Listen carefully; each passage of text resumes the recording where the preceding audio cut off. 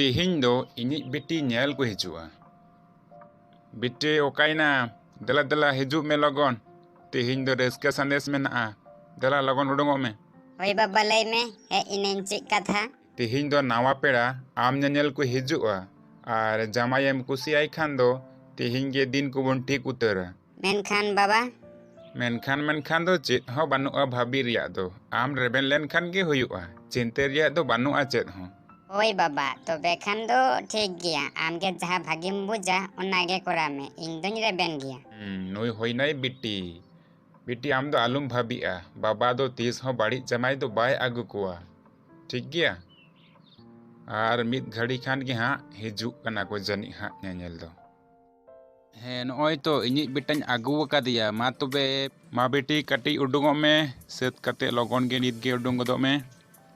और मेन होचोय इन जुदी कुसी राजी हुयुआ तबे खान दो बापला दो लगन गे बुन दीना इने खान दो अबुआ जतो हड़ा गे भागी हुयुआ हे ओना दो चे जहां तिने गे बापला बुन चाड़ा उन गे अबुआ गे बेस हुयुआ मा बेटी तबे लगन उडुंग होदो में hoi ba chalak kani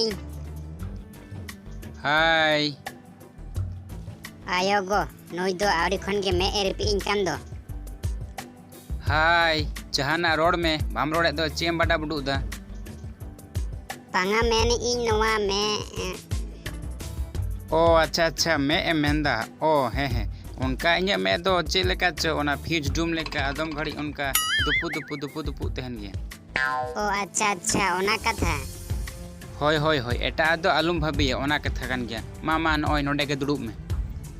ado olok padhaw do tin saninem olok padhaw idi wakate ओ ओलो पढ़ाव दो आयमा संगिन गिन पढ़ाव दी वका ayma sangin do cek leka Aima संगिन माने नय वन को इन पढ़ाव दी वका पढ़ावते आना जिकी क्लास से नितो दो बियन पढ़ा कना o acha और बापला को होय लेन खान हा बीए को दो हा कंप्लीट तिया he baba ing dony kusi wakan gya तबे खान दो आदो चेत बापला को दिन लेखान गे बिसी बिलोम कते दो बाय गानोआ हे तो आर बाखान दो चेत जहां तिने लगन गानोआ उनग गे अबुआ गे भागी होयोआ दिन लेखान गे बापला दो अच्छा तबे जानी हिजुक कान सिंगे माहा हिलो गे मिटांग लग्न मेनाआ एन हिलो गे बापला लेन खान दो बेस कोआ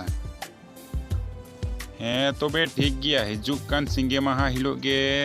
तबे दिन दो गोटा कना अच्छा कथा तहेना तबे सिंगे माहा हिलो गे बापला दो हुयुआ होय तबे खान दो सानामा सपड़ाव कते के बुन दोहो कामा सानामा कामी गे सपड़ाव कते दोहो का हुयुआ पेड़ा को नेवता दोहो काकू हुयुआ अच्छा ठीक गया मा तबे अलिन दो आदोलिन रुवल लेन गे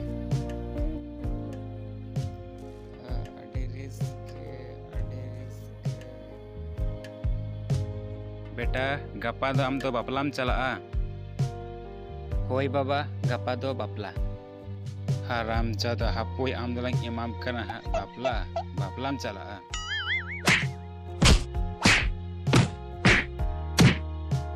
बाबा इन दो तलिन कान दो घोर कनाय नित दो नुई दो हॉस्पिटल इदी टुकाय गे आर गपा दो इंगिन बापलाआ आरिन मेता कोवा इनिज बेटा मातो एक्सीडेंट ते गोज आकन गुड आइडिया